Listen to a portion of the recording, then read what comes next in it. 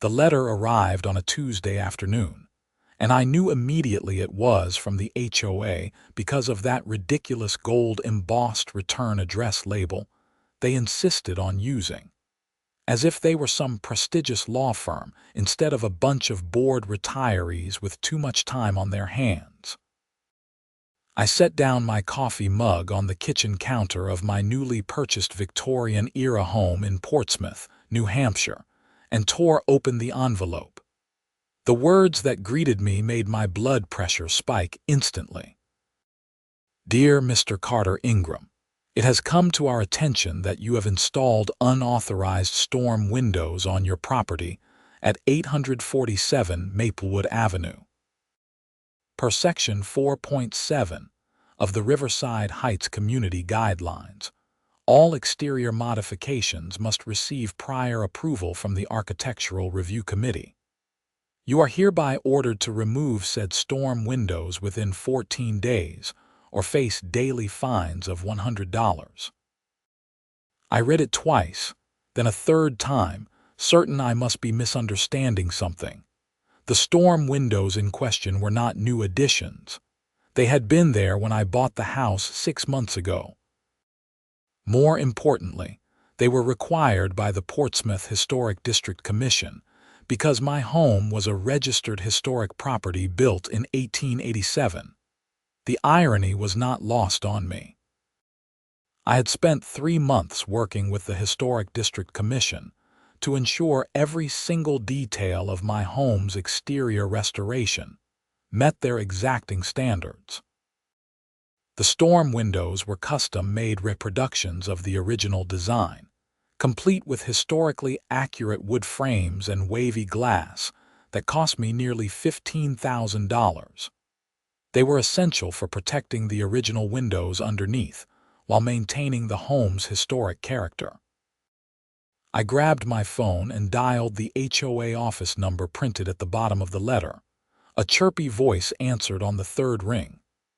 Riverside Heights Homeowners Association, this is Debbie speaking.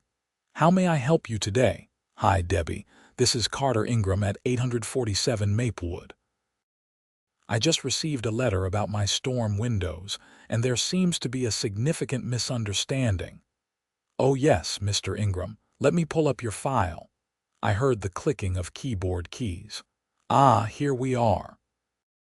The notice was issued by Patricia Randolph, our Architectural Review Committee chairperson. She conducted a property inspection last week and noted several violations. Several violations? My jaw clenched. What else could possibly be wrong? Well, the storm windows are the primary concern, but there is also mention of your front door color being non-compliant and your mailbox being 2 inches taller than regulation height. I closed my eyes and counted to 10.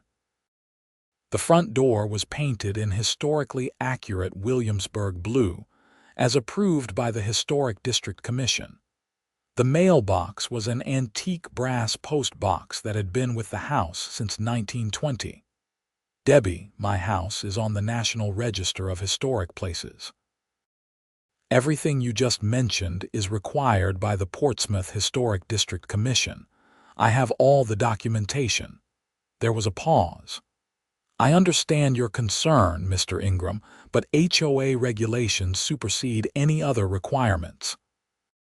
You agreed to abide by our covenants when you purchased the property. I never received any HOA documents during closing. They should have been included in your title paperwork. Perhaps you overlooked them. I had not overlooked them. I was meticulous about reading every document before signing. There had been no mention of an HOA. I told Debbie I would be coming to the office tomorrow to discuss this matter in person, and hung up before I said something I would regret. That evening, I spread all my closing documents across my dining room table. I went through every page with a fine-toothed comb.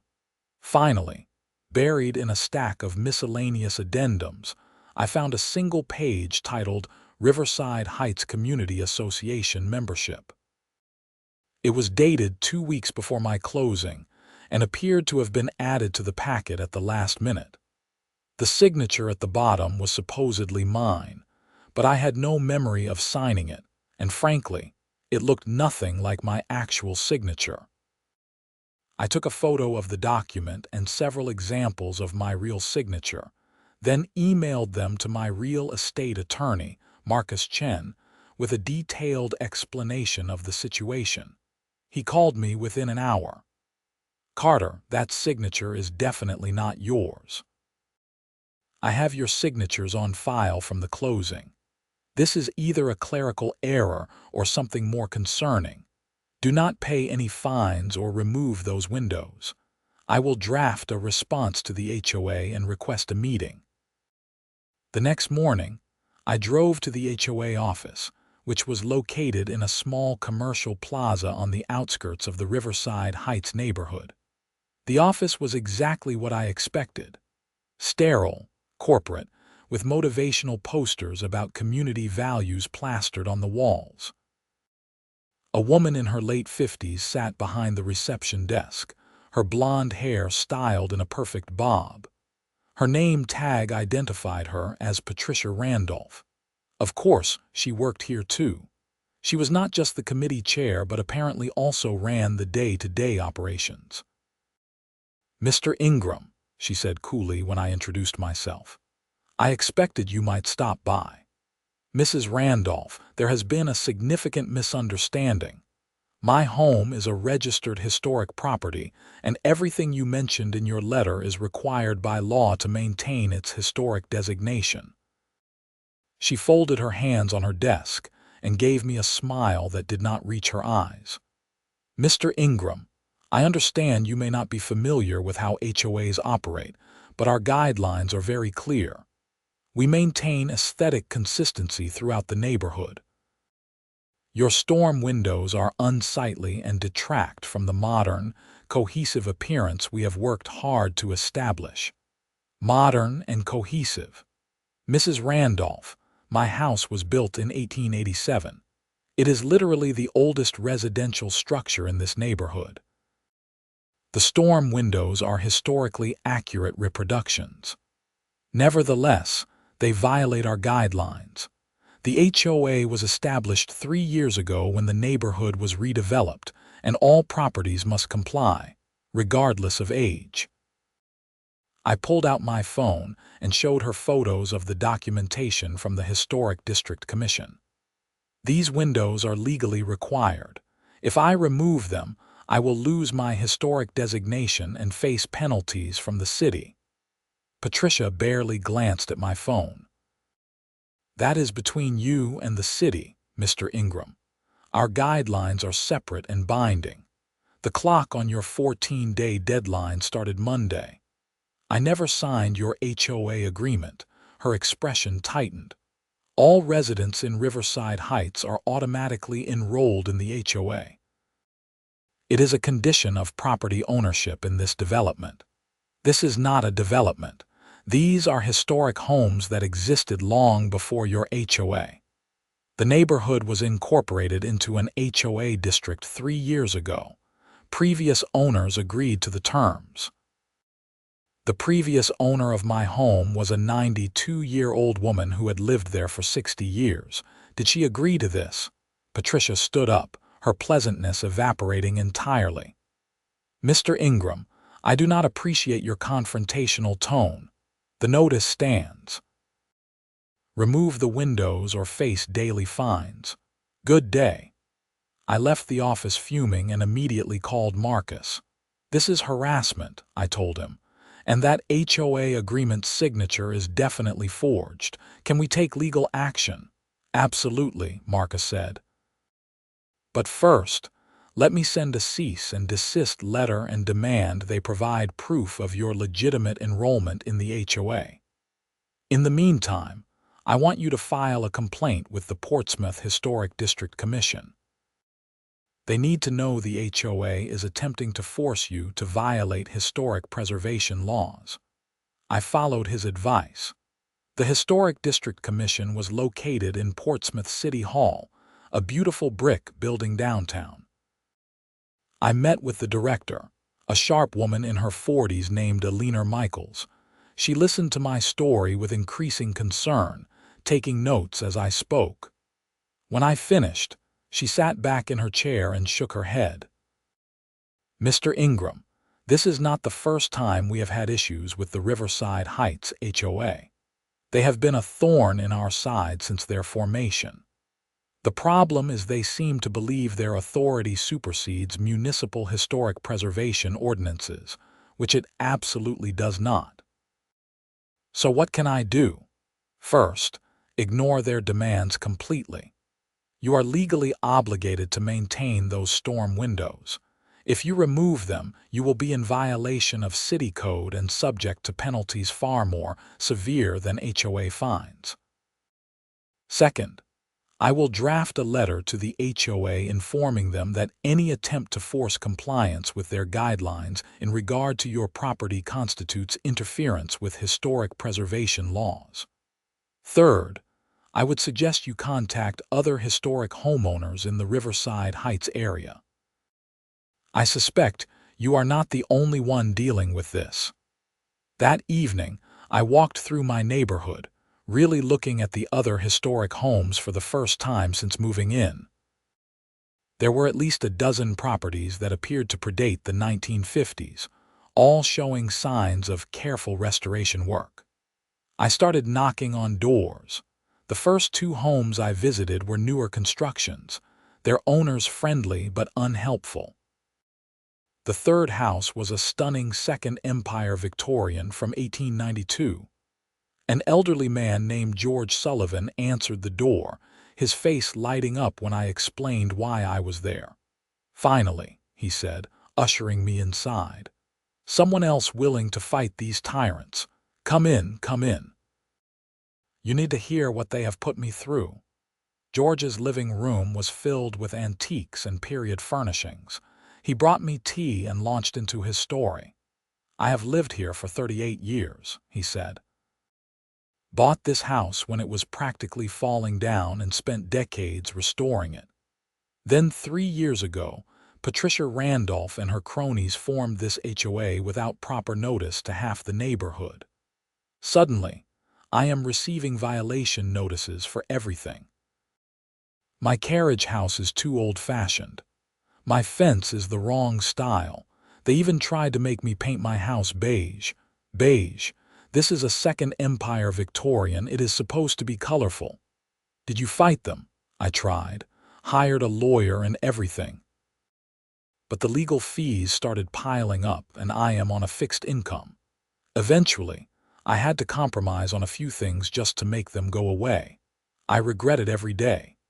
George, my attorney, thinks the HOA might have forged enrollment documents. Did you ever sign anything agreeing to join?" His eyes widened. "No, never. They just started sending me letters one day claiming I was automatically enrolled because of some neighborhood zoning change, but I never saw any official documents about it. This was bigger than I thought."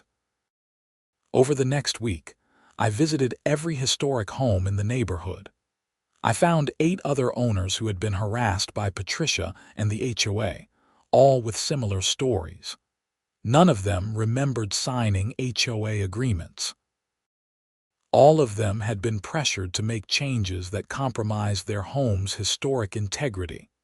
I organized a meeting at my house that Saturday. All 8 homeowners attended, plus Marcus and Alina from the Historic District Commission. We gathered in my living room, and I could feel the collective anger and frustration in the air. Marcus addressed the group.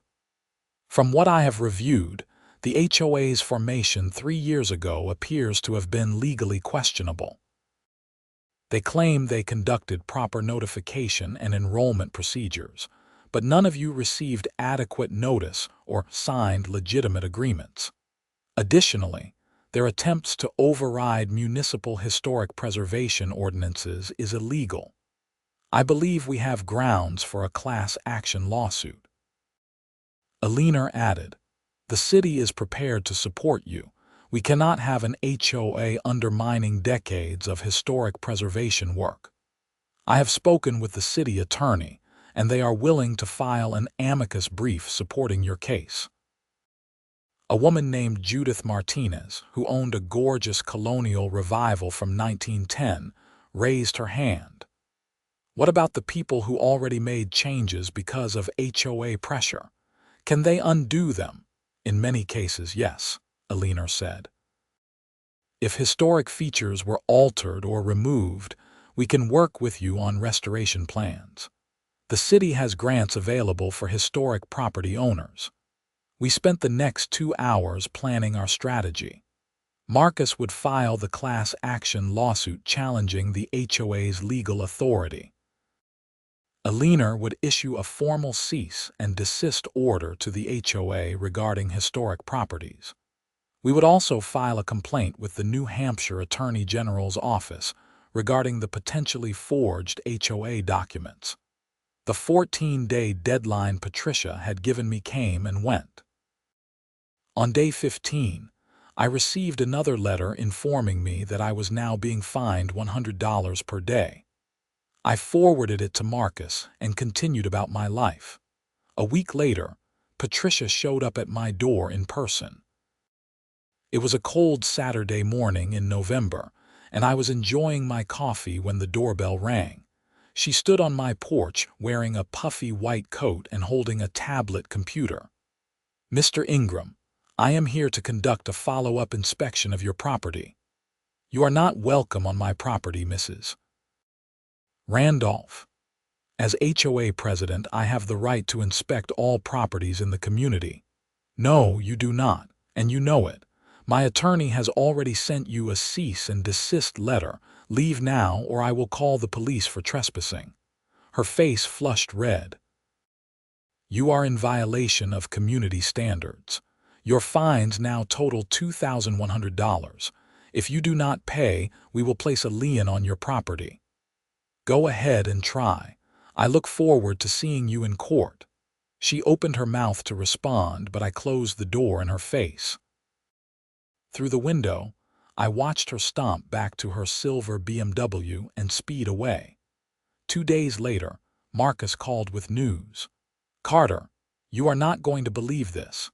The HOA has filed for a restraining order against you, claiming you are harassing Patricia Randolph and interfering with HOA operations." I laughed out loud. "That is absurd. I closed a door on her. She came to my property uninvited." "I know. It is a ridiculous filing and the judge will likely dismiss it, but we need to respond. The hearing is scheduled for next Wednesday. Can you make it? I will be there." The courthouse in Portsmouth was busy on Wednesday morning. Marcus met me outside, briefcase in hand, looking confident. "This should be quick," he said. "Their filing has no merit." We entered the courtroom and took our seats. Patricia was there with her own attorney, a tired-looking man in an ill-fitting suit. When the judge entered, we all stood. Judge Carolyn Foster was a stern woman in her 60s with sharp eyes that missed nothing. She reviewed the filings in front of her, then looked up at Patricia's attorney. "Counselor, can you explain to me why your client is seeking a restraining order against Mr. Ingram?" The attorney stood. "Your Honor, Mr. Ingram has repeatedly harassed Mrs. Randolph, including verbal threats, intimidation, and coordinating a campaign to undermine the Riverside Heights HOA." "What verbal threats?" "He threatened to call the police on her." Judge Foster looked confused. "When did this occur?" "When she attempted to conduct a routine inspection of his property, he became verbally aggressive and threatened her." The judge turned to me. "Mr. Ingram, did you threaten to call the police on Mrs. Randolph?" I stood. "Your Honor, Mrs. Randolph came to my home uninvited after I had already informed her, through my attorney, to cease all contact. When she refused to leave my property, I told her I would call the police if she did not depart immediately. She was trespassing." "That is not a threat," Judge Foster said flatly. She looked back at Patricia's attorney. "What else do you have?" "Mr. Ingram has organized other homeowners to file a lawsuit against the HOA. This coordinated effort is designed to harass and intimidate our client. Filing a lawsuit is not harassment. It is a legal right. Is that all? The attorney hesitated. He also refuses to comply with HOA guidelines and has accumulated over $2,000 in fines. That is a separate civil matter and has no bearing on whether a restraining order is warranted. Judge Foster closed the file. This application for a restraining order is denied. Furthermore, I am sanctioning the HOA for filing a frivolous motion. You will pay Mr. Ingram's legal fees for today's hearing. Next case. We walked out of the courtroom and I could not help but smile. Patricia was nowhere to be seen. That went even better than expected, Marcus said. Now let us focus on the main lawsuit. I have filed the complaint, and the HOA has 30 days to respond. Over the next month, things escalated quickly. The HOA responded to our lawsuit with a countersuit claiming we were attempting to destroy property values in the neighborhood. Patricia began showing up at city council meetings, demanding the city revoke historic designations for properties in Riverside Heights. She even organized a petition, though she only managed to collect signatures from about 20 homeowners, all of whom lived in the newer constructions. Meanwhile, our group of historic homeowners grew. We discovered that Patricia and the HOA board had been systematically targeting historic properties for violations while ignoring actual problems with newer homes. One homeowner documented that his neighbor's bright pink garage violated multiple aesthetic guidelines, but the HOA had never issued a single violation notice because that homeowner was friends with Patricia. The local newspaper, the Portsmouth Herald, picked up the story. A reporter named Daniel Kim interviewed me and several other homeowners. The article ran on the front page of the local section with the headline, "Historic Homeowners Battle, HOA Over Preservation Requirements." The publicity brought even more attention to our case. The New Hampshire Preservation Alliance reached out offering support. A state senator contacted me about potential legislation to prevent HOAs from overriding historic preservation laws, but Patricia was not backing down. She hired a public relations firm that started sending letters to all Riverside Heights residents, claiming that the historic homeowners were trying to bring down property values and turn the neighborhood into a rundown historic district. She organized a neighborhood meeting at a local community center to rally support for the HOA. I decided to attend. Marcus advised against it, but I wanted to hear what she was telling people. The community center was packed. At least 100 residents showed up. Patricia stood at the front with a PowerPoint presentation, clicking through slides showing before and after photos of neighborhoods that had implemented strict HOA guidelines versus those that had not. "These homes," she said, pointing to a slide of weathered Victorians with peeling paint, "are what happens when we allow historic preservation to run wild. Property values plummet. Neighborhoods decay. We have worked too hard to build Riverside Heights into a desirable community to let a handful of people drag us backward." A hand shot up in the audience. It was George, the elderly man who had first told me about his experiences with the HOA. "May I say something?" he asked. Patricia looked annoyed but nodded. Briefly. George stood slowly, using his cane for support. "I have lived in Riverside Heights for 38 years. I have watched this neighborhood change and grow. But Patricia, those photos you are showing are not of maintained historic homes. They are of abandoned properties. Those of us with historic homes take pride in maintaining them. My property value has increased by 40% in the last decade because of my restoration work, not in spite of it." A murmur went through the crowd. Patricia's smile tightened. "Thank you for sharing, George. But the fact remains that historic designation comes with restrictions that can be burdensome for all residents in the area. Only if you live in a historic home, I called out from the back, which most of this neighborhood does not. All heads turned toward me. Patricia's expression could have frozen fire. "Mr. Ingram, you are not invited to speak. This is a public meeting about neighborhood issues. I am a neighborhood resident." I walked toward the front. "I want everyone here to know the truth. The HOA is only targeting historic homes. If you live in a newer construction, you can do whatever you want. Patricia's own house has a bright purple mailbox, which violates the same height and color guidelines she is trying to enforce on my property." "That is not true," Patricia snapped. "I have photos. Would you like me to share them?" The room erupted in conversation. Several people pulled out their phones, apparently looking up information about the case. A woman near the front stood up. "Patricia, is it true that you are trying to force people to violate city historic preservation laws?" "No, I am trying to maintain community standards. But these people will face city fines if they follow your guidelines," another person said. "That does not seem right." The meeting devolved into chaos. People shouted questions and accusations. Patricia tried to regain control, but it was clear she had lost the room. Finally, she unplugged her laptop and stormed out, her PR team scrambling to follow. After the meeting, at least a dozen residents approached me to express their support.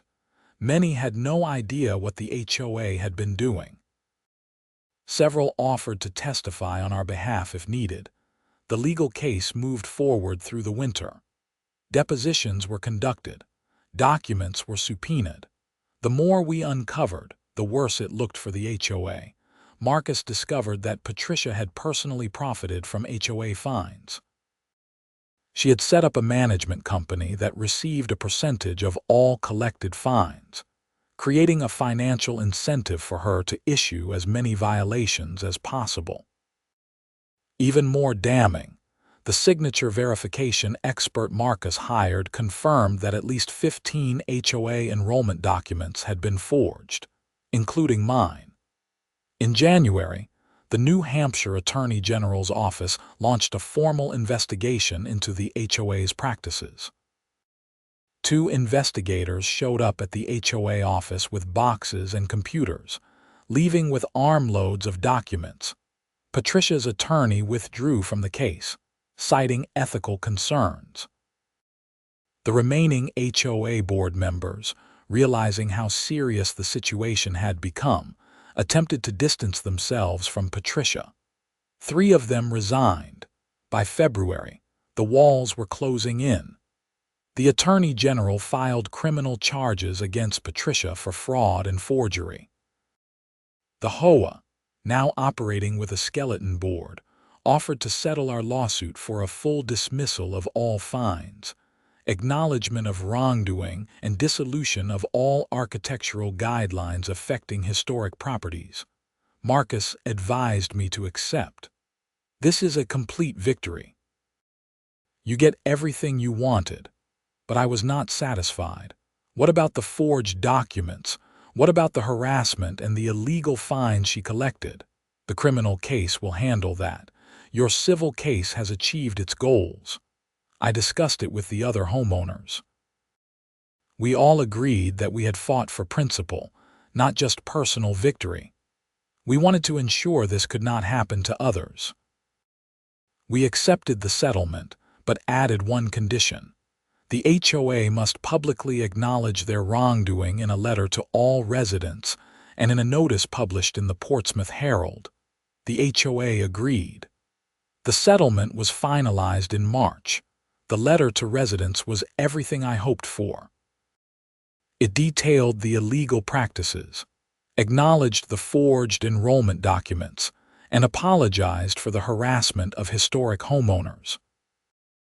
It also announced that the HOA would be restructured with new leadership, and that all future enforcement would comply with local, state, and federal laws, including historic preservation ordinances. Patricia's criminal trial was scheduled for May. I attended every day of the proceedings. The evidence against her was overwhelming. The forged signatures, the illegal profit-sharing arrangement, emails showing she had deliberately targeted historic homeowners in an attempt to force them to sell their properties to developers who had promised her kickbacks. That last revelation had shocked everyone. Patricia had been working with a development company that wanted to buy up the historic homes, demolish them, and replace them with modern townhouses. Every violation notice, every fine, every bit of harassment had been designed to pressure us into selling. The jury deliberated for less than 3 hours. Guilty on all counts: fraud, forgery, extortion, and conspiracy. Judge Foster, the same judge who had dismissed Patricia's restraining order request, presided over sentencing. She did not mince words. Mrs. Randolph, you abused a position of trust in your community for personal financial gain. You deliberately targeted vulnerable homeowners, including elderly residents on fixed incomes. You forged legal documents and attempted to circumvent historic preservation laws. Your actions were calculated, sustained, and caused significant harm. I am sentencing you to 3 years in state prison, followed by 5 years of probation. You will also pay full restitution to all affected homeowners and are permanently banned from serving on any HOA board in New Hampshire.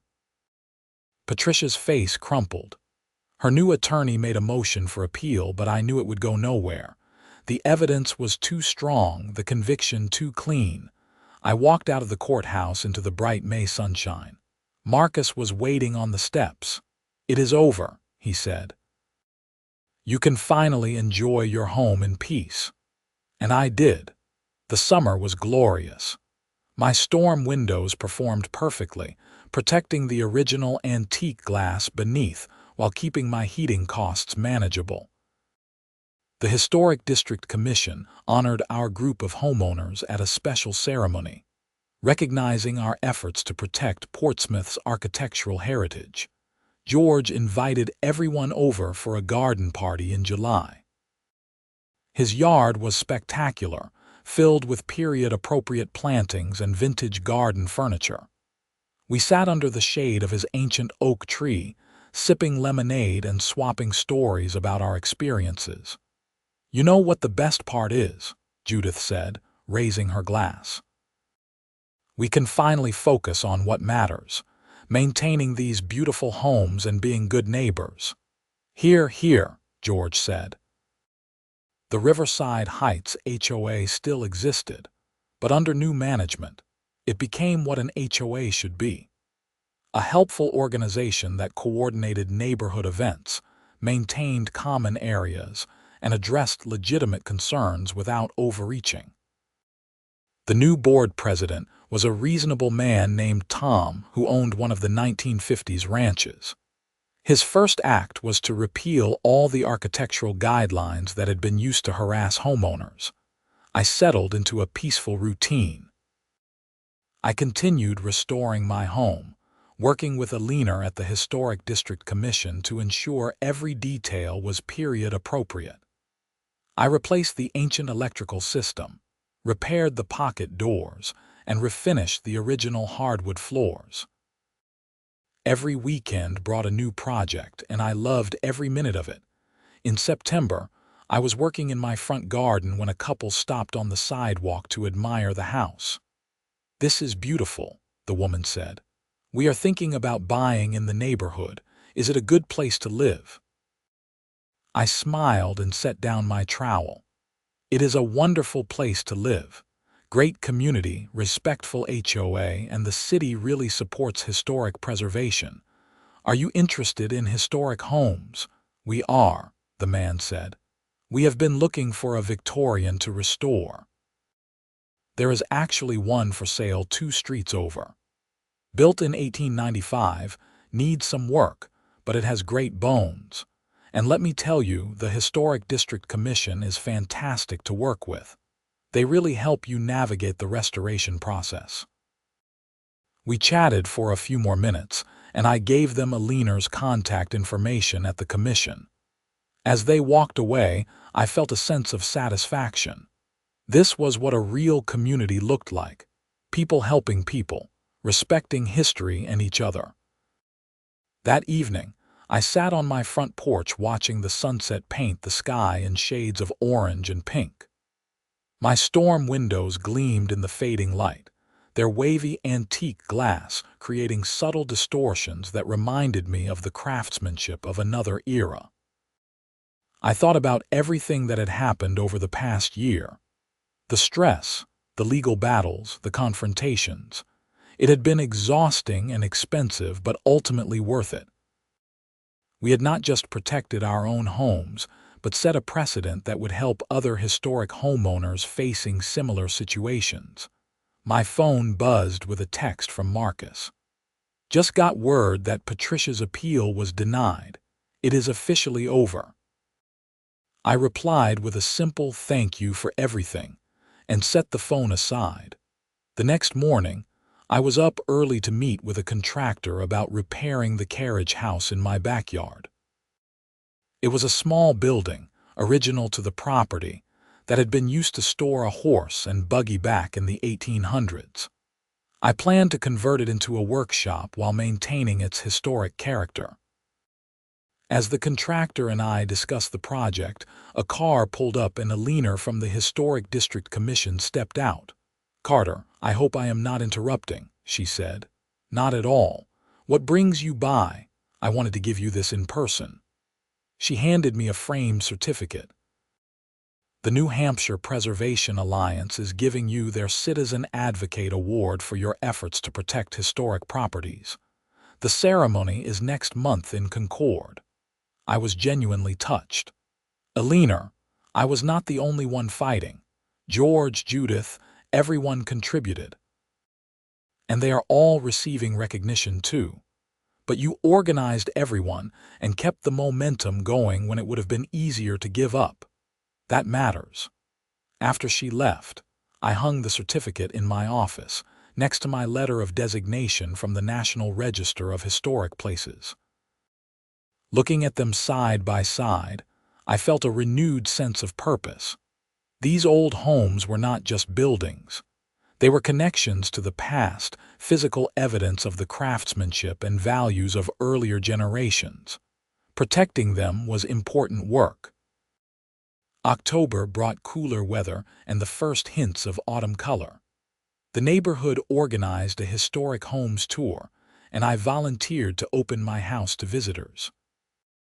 Over 200 people came through that weekend, marveling at the woodwork, the original light fixtures, and yes, the historically accurate storm windows.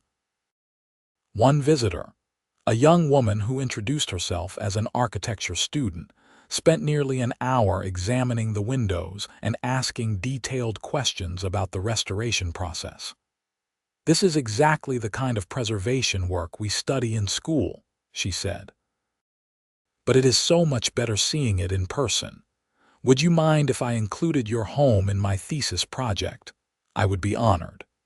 As the tour wound down, George and Judith came by for a final walkthrough.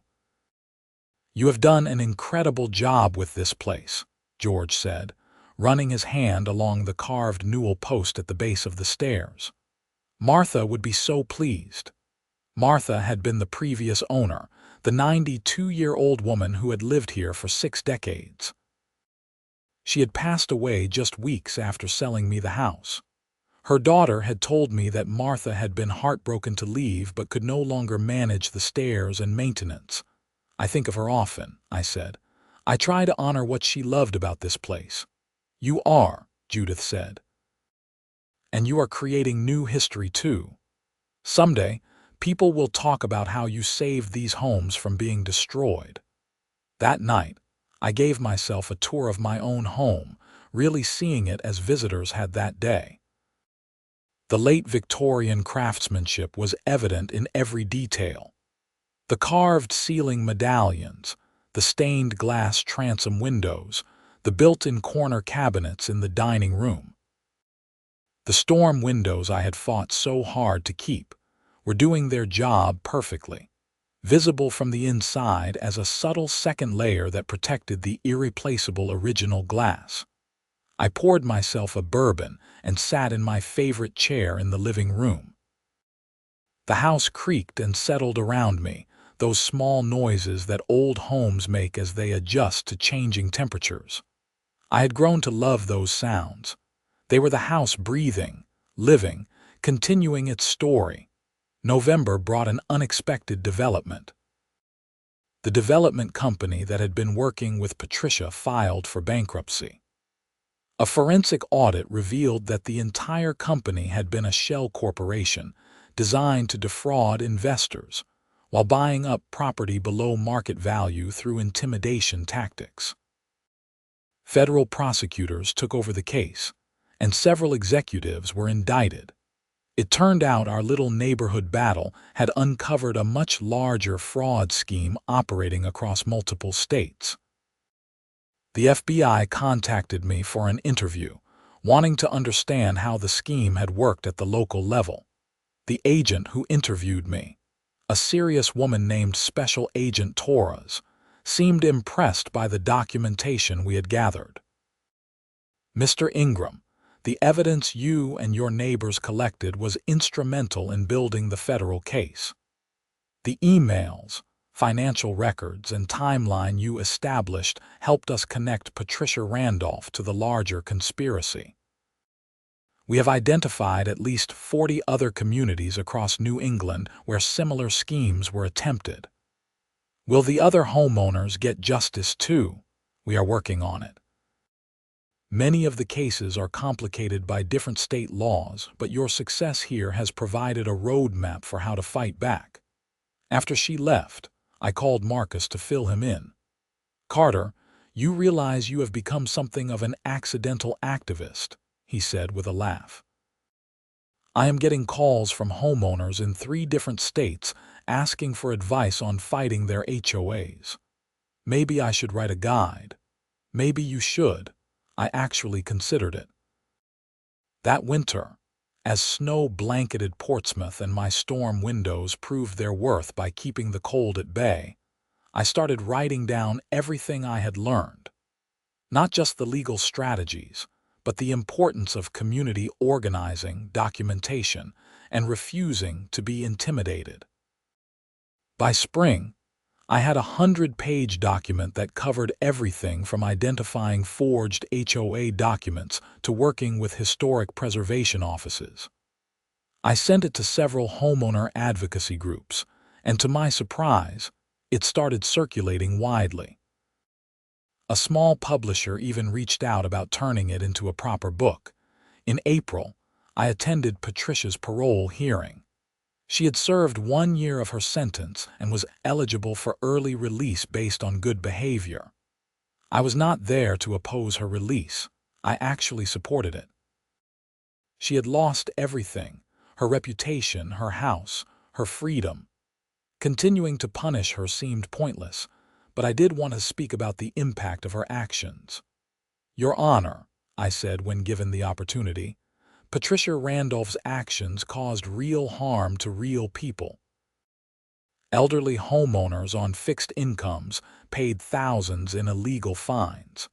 Historic properties were damaged when owners made changes to avoid harassment. A community was divided. But I believe people can change and deserve second chances. If Mrs. Randolph is released, I hope she uses her experience to understand why what she did was wrong and perhaps helps prevent others from making similar choices." Patricia was granted parole. As she left the hearing room, she stopped and looked at me. "Thank you," she said quietly. "I am sorry for everything," I nodded. There was nothing else to say. Life settled into a comfortable rhythm after that. The book was published in August, a modest paperback titled Defending Your Home, a practical guide to HOA disputes and historic preservation. It sold steadily, mostly to people dealing with their own HOA nightmares. I gave talks at preservation conferences and community groups. The story of the Riverside Heights battle became a cautionary tale in HOA governance circles and an inspiration in historic preservation communities. But mostly, I just enjoyed my home. I finished the carriage house renovation, turning it into a beautiful workshop where I learned woodworking and started reproducing period-appropriate trim pieces for other historic homeowners. George became my mentor, teaching me techniques he had learned over decades of restoration work. Judith started a historic garden club, and we spent weekends learning about Victorian-era plantings and landscape design. The neighborhood became known for its beautiful historic gardens. Tom, the new HOA president, actually turned out to be an asset. He organized seasonal block parties, coordinated snow removal for elderly residents, and helped mediate minor disputes between neighbors. This was what an HOA should be: helpful, reasonable, and focused on genuine community building rather than petty enforcement of arbitrary rules. 2 years after the initial letter demanding I remove my storm windows, I stood in front of those same windows during a neighborhood holiday party. Dozens of people filled my home, admiring the decorations and period details. The storm windows were draped with historically appropriate greenery and velvet ribbons. A young couple who had just bought George's house approached me. He had decided to move to a retirement community closer to his daughter, and I had helped him find buyers who would appreciate the home's historic character. "We wanted to thank you," the woman said. "George told us about everything that happened with the HOA. If you hadn't fought back, we probably wouldn't have these beautiful historic homes to buy." "George did as much as anyone," I said. "More, actually. He tried to fight them before I even moved here." "But you finished it," her husband said, "and now we get to be part of this amazing community." Looking around my living room at the mix of old and new residents, young families and retirees, people who owned historic homes and people who owned newer constructions, I felt genuinely happy. This was a real community, built on mutual respect and shared values rather than fear and arbitrary enforcement.